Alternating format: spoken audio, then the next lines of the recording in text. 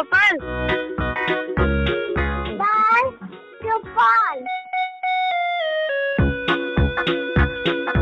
सहकार radio पर ढेर सारी मस्ती और जानकारियाँ।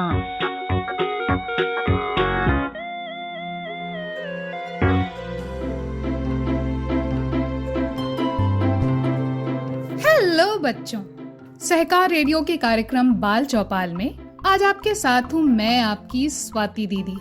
आज आपको सुनाऊंगी एक कहानी जिसका नाम है यूसीके के 7 दोस्त। इसका हिंदी में अनुवाद किया है कमला पांडे ने और इसे हमने बाल पत्रिका कोंपल से साभार लिया है। तो आइए सुनते हैं कहानी जिसका नाम है यूसीके के 7 दोस्त। एक लड़का था, नाम था यूसीके। यूसीके को रविवार बहुत अच्छा लगता था। पूरा दिन खेलते रहो, न कोई चिंता न कोई फिक्र।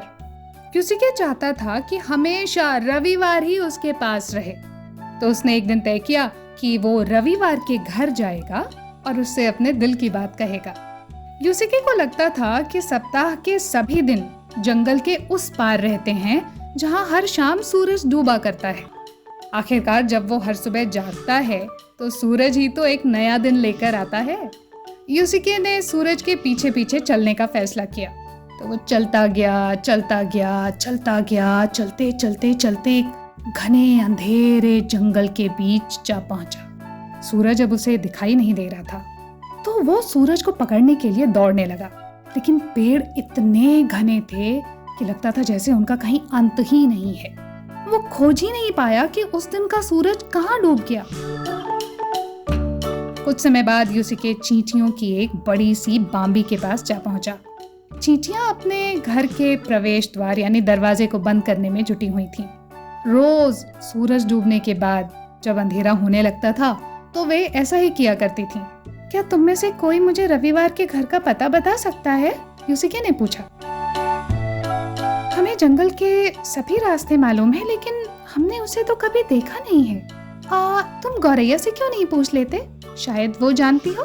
चींटियों ने जवाब दिया। यूसीके ने वो पेड़ ढूंढ लिया जिस पर गौरैया का घोंसला था।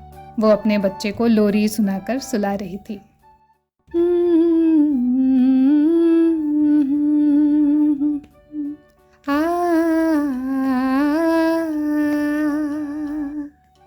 प्यारी गौरैया, क्या तुम मुझे रविवार के घर का पता बता सकती हो? यूसीके ने हौले से पूछा। गौरैया ने जवाब दिया,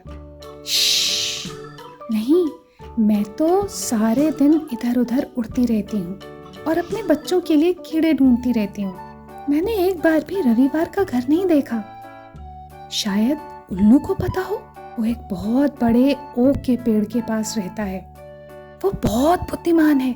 वो सब कुछ जानता है और रात में भी देख सकता है, गौरैया ने धीरे से बताया।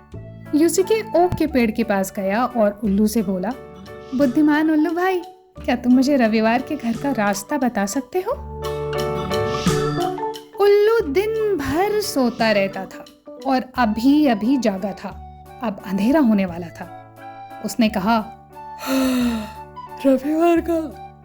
रविवार का घर यहाँ से बहुत दूर है, लेकिन तुम चलते रहो, डरने की कोई बात नहीं। जल्दी ही तुम सोमवार के घर पहुंच जाओगे। सोमवार बहुत खुश मिजाज और मेहनती आदमी है। वो तुम्हें आगे का रास्ता दिखा देगा, उल्लू ने बताया। चलते यूसीके सोमवार के घर पहुंच गया। सोमवार जी, नमस्कार। क्या आप मुझे रविवार के घर का रास्ता दिखा सकते हैं?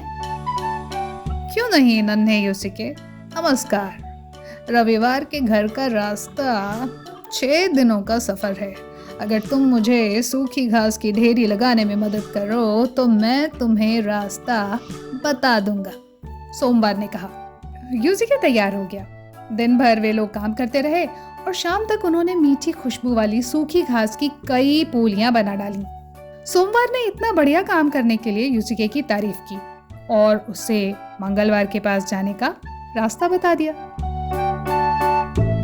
यूसीके जब मंगलवार के पास पहुंचा तो वो कहीं निकलने ही वाला था। यूसीके ने कहा, मंगलवार जी नमस्कार, क्या आप मुझे रविवार के घर जाने का रास्ता बता सकते हैं?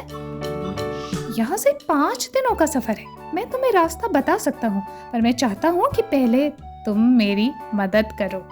हम लोग एक नया किंडरगार्टन बना रहे हैं। तो पूरे दिन उन लोगों ने खूब जमकर मेहनत की। एक नई इमारत तैयार हो गई।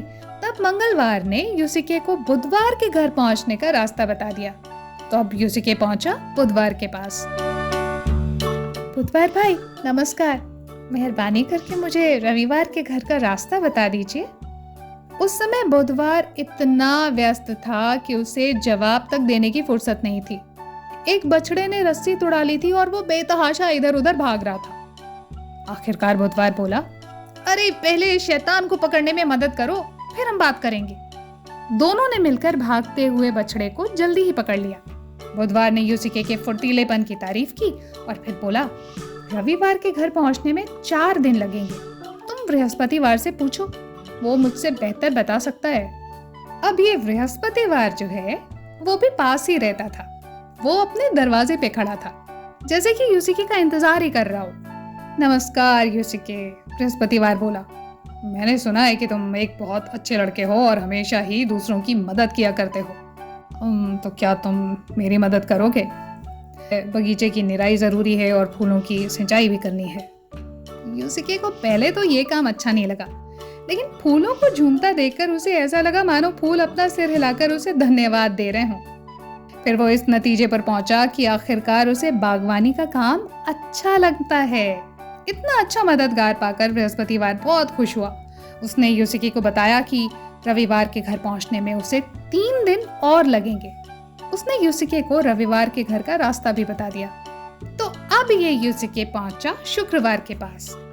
शुक्रवार उस दिन बहुत सारे कपड़ों की धुलाई करने जा रहा था। और ये जो यूसिके है उसको वॉशिंग मशीन हमेशा से ही बहुत अच्छी लगती थी। उसने इसका इंतजार भी नहीं किया कि शुक्रवार उससे मदद मांगेगा।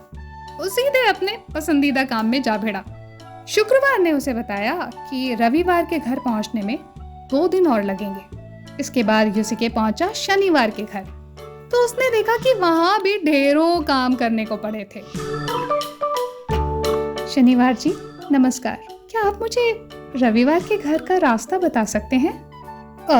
यहाँ से सिर्फ एक ही दिन का सफर है, मगर अगर तुम मेरे घर की सफाई और स्नान घर तक जलावन की लकड़ी पहुँचाने में मेरी मदद करो तो जल्दी ही हम दोनों एक साथ फुर्सत पा सकेंगे।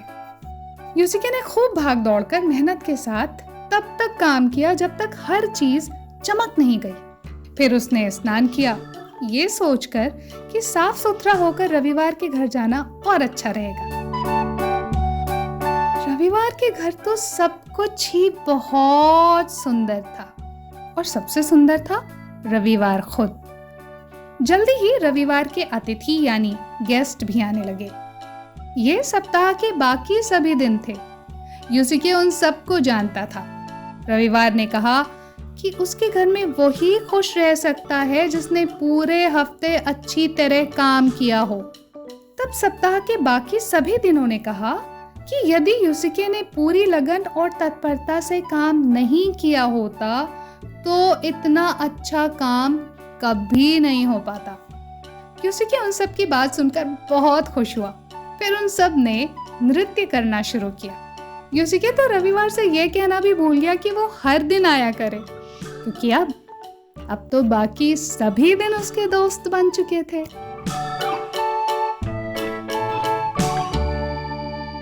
तो बच्चों, अभी आपने सुनी कहानी यूसिके के 7 दोस्त। आप सुन रहे थे सहकार रेडियो का कार्यक्रम बाल चौपाल। आपको ये कहानी कैसी लगी कमेंट बॉक्स में लिखकर हमें जरूर बताइएगा। अधिक जानकारी के लिए हमारी वेबसाइट सहकाररेडियो.com देखें। तो आज के लिए बस इतना ही। अगले हफ्ते ऐसे ही किसी और रोचक कार्यक्रम के साथ फिर मिलेंगे। तब तक के लिए दीजिए अनुमति मुझे यानी आपकी स्वाति दीदी को। बाय बच्चों।